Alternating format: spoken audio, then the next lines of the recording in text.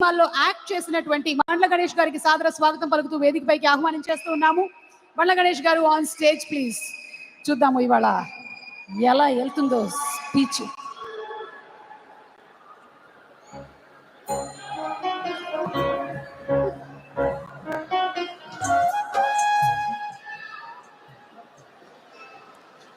అందరికీ నమస్కారం. మిమ్మల్ని అందరిని చూస్తుంటే కడుపు నిండిపోయింది నాకు. ఇంతకుముందు అమెరికా వాళ్ళంటే ఏదో అనిపించింది. గత కొన్ని సంవత్సరాల ముందు ఇక్కడి నుంచి రాజకీయ నాయకులు అక్కడ ఇంపోర్ట్ అవుతున్నారు. అగ్ర నిర్మాత నవీన్ గారు లాంటి సినిమా ఇండస్ట్రీని మొత్తం శాసించే నిర్మాతలు ఇక్కడికి ఇంపోర్ట్ అవుతున్నారు. భవిష్యత్తులో తప్పకుండా ఇక్కడి నుంచి హీరోలు హీరోయిన్లు కూడా వచ్చి తెలుగు ఇండస్ట్రీని వెళ్తారు. మీ పిల్లల్ని చూస్తుంటే, వీళ్ళ డ్యాన్సులు చూస్తుంటే, వీళ్ళ చూస్తుంటే నాకు మైండ్ బ్లాక్ అయిపోయింది. ఇదేందండి బాబు, మీ పిల్లల యాక్టింగ్ ఏంటి, వీళ్ళ డ్యాన్సులు ఏంటి, వీళ్ళ పెర్ఫార్మెన్స్ ఏంటి, నిజంగా కడుపు నిండిపోయింది. ఇంత అద్భుతంగా తెలుగు రాష్ట్రాల్లో ఉన్న ఏ పిల్లలు ఇంత బాగా చేయరు. నేను చెప్తున్నా, ఇంత బాగా ట్రైన్ చేస్తున్న పిల్లల తల్లిదండ్రులకి హృదయపూర్వకంగా పాదాభివందనాలమ్మా.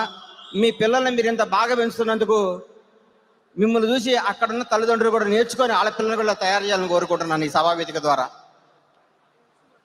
అమెరికా వస్తుంటే, ఎందుకు అమెరికా వెళ్తున్నారా, వాళ్ళు ఎక్కడో మన దేశం వదిలిపెట్టి వెళ్ళిపోయిన వాళ్ళ దగ్గరికి ఎందుకు వెళ్తున్నావు అన్నారు. నేను అడిగి చెప్పాను, వాళ్ళు దేశం వదిలిపెట్టి వెళ్ళలేదు, దేశానికి దూరంగా బతుకుతున్నారు.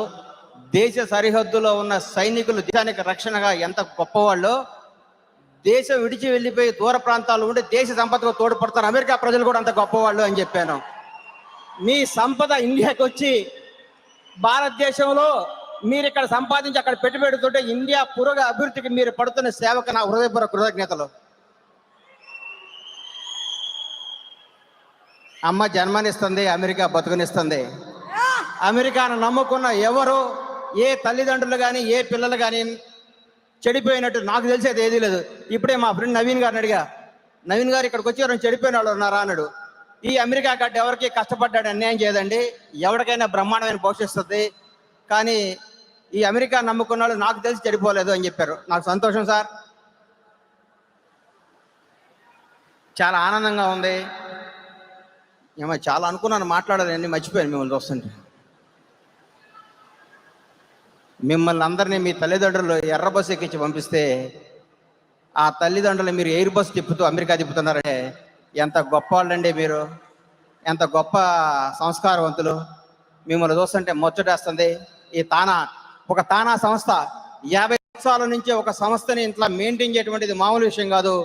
తానాన్ని మెయింటైన్ చేస్తున్న పెద్దలు, మిత్రులు గంగాధర్ గారు, జయరామన్న, నా ఆత్మీయుడు, నా ప్రాణ స్నేహితుడు, ఈ తానా గురించి ఎప్పుడు 24 గంటలు అనుక్షణం తానాని శ్రమించే నా ప్రాణ సతీష్ వేమన గారికి ఈ సందర్భంగా, ఈ తానా కోసం కష్టపడ్డ అందరూ, ఉదయ్ కుమార్ చాపలమడకు కానీ తెలిసిన వాళ్ళు తెలియని వాళ్ళు ప్రతి ఒక్కళ్ళకి, తానా కోసం పాటుపడ్డ ప్రతి ఒక్క సోదరి సోదరులందరికీ ఈ సందర్భంగా తెలుగు రాష్ట్రాల ప్రజల తరపున మీ అందరికీ హృదయపూర్వక కృతజ్ఞతలు తెలియజేస్తున్నాను. తానా గురించి, అమెరికా ప్రజల గురించి కొన్నిసార్లు చెప్పాలి. గత సంవత్సరం ఆంధ్రప్రదేశ్లో ఒక సునామీ లాంటి ఒక ఇన్సిడెంట్ జరిగినప్పుడు ప్రవాస ఆంధ్రులు, ప్రవాస తెలుగు వాళ్ళు, మీరు పడ్డ శ్రమ, మీరు పడ్డ కృషి, మీరు నిలబడ్డ వెన్నెముక, మీరు ఇచ్చిన పోరాట స్ఫూర్తి చాలా అతీతమైనది. ఇక్కడ 60 రాష్ట్రాలు, 60 దేశాలు, 60 ఊళ్ళల్లో చంద్రబాబు నాయుడు గారు అరెస్ట్ అయినప్పుడు మీరు చూపించిన పటిమ చూస్తే ఒళ్ళు గగ్గర విడిచిపోయింది. ఎందుకంటే ఒక మనిషి కష్టాల్లో ఉన్నప్పుడు నిలబడాలి, కష్టపడాలి, తోడుండాలి, వెన్నెముకి వెన్ను విరిచి నిలబడాలంటానికి మిమ్మల్ని చూసి నేర్చుకోవాలి మా తెలుగు, అక్కడ ఉన్న తెలుగు వాళ్ళందరూ. మీరందరూ ఆ రోజు జై చంద్రబాబు, జై చంద్రబాబు, జై తెలుగుదేశాన్ని బట్టి ఆంధ్రప్రదేశ్లో కూడా ఒక విపరీతమైన ఉధృతం, ఒక తుఫాన్ లాగా వచ్చి ఎక్కడో దేశ విదేశాల్లో ఉన్న తెలుగు వాళ్ళందరూ అంత పడుతుంటే మీకేమైపోయిందని ఉత్సాహంతో ఆ రోజు చాలా చాలా అద్భుతంగా పనిచేయడం జరిగింది. మీ అందరికీ ఆ విషయంలో మీ రుణం తీసుకోలేంది. మీ అందరికీ నిజంగా చాలా ఆనందం అనిపిస్తుంది మిమ్మల్ని చూస్తుంటే. ఒక్క నిమిషం అమ్మా. ఏం మాట్లాడాలో నాకు అర్థం కావట్లేదు ఇలా. ఒక్క నిమిషం మిమ్మల్ని చూస్తుంటే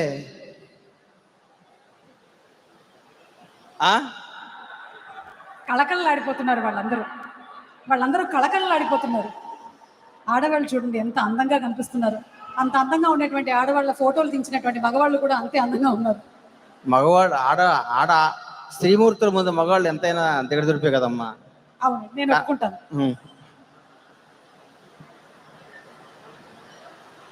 ఇంకేమైనా ఉన్నట్టయితే మా ఉదయ్ గారికి మీరు వాట్సాప్ చేయొచ్చు. ఉదయన్న నీ స్పీచ్ నాకు స్పీచ్ రావటం మానేసిందే. దా థ్యాంక్ యూ. ఇంకెక్కువ మాట్లాడలేకపోతున్నాను, నన్ను క్షమించాలి. ఆల్రెడీ మాకు కావాల్సిన పాయింట్లు వచ్చేసాయి. ఎర్ర బస్సు, ఎయిర్ బస్సు, అబ్బా ఇంకా రాలేదు. అసలు బండ్ల గణేష్ గారు ఈ అవకాశం ఇచ్చిన మీ అందరికీ నా హృదయపూర్వక కృతజ్ఞతలు. Thank you so much. Bandla Ganesh గారు మైక్ అందుకున్నారంటే చాలా మంది రైటర్లు పెన్ను తీసుకుంటారు, ఎలాంటి డైలాగులు దొరుకుతాయి మనం సినిమాలో పెట్టేద్దాము అని. Thank you so much Bandla Ganesh గారు.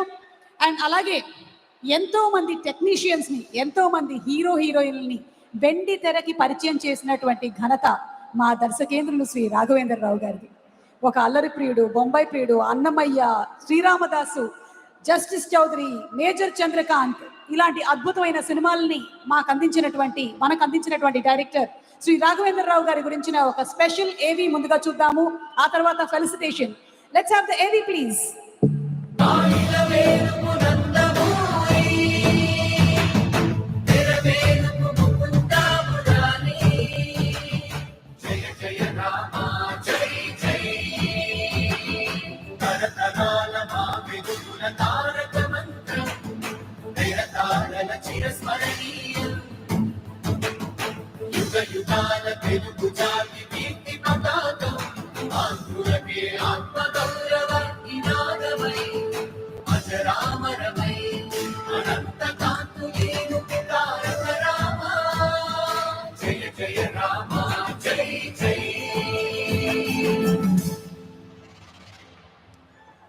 రూపకాలకు రూపకర్త కోవెలమూడి రాఘవేంద్రరావు గారు తెలుగు సినిమా చరిత్రలో ఒక ప్రత్యేక అధ్యాయాన్ని తనదైన శైలితో రాసిన శతాధిక చిత్రాల దర్శకేంద్రుడు. కథ చెప్పడంలో కంటికి కనువిందుగా, పాటల చిత్రీకరణలో ప్రాణం పోసే కళా దృక్పథంతో ప్రేక్షకుల మనస్సులో చిరస్థాయిగా నిలిచిన పేరు రాఘవేంద్రరావు. 1975లో బాబు చిత్రంతో దర్శకుడిగా తొలి అడుగు. ఆదిలోంచి అలరించడం మొదలుపెట్టిన ఆయన ఆ తర్వాత ఒక్కొక్క సినిమాతో తెలుగు సినిమా వాణిజ్య విజయం అంటే ఏంటో తిరిగి నిర్వచించారు. పలువురు అగ్ర హీరోయిన్లను తెలుగు తెరకు పరిచయం చేసిన శిల్పి కేవలం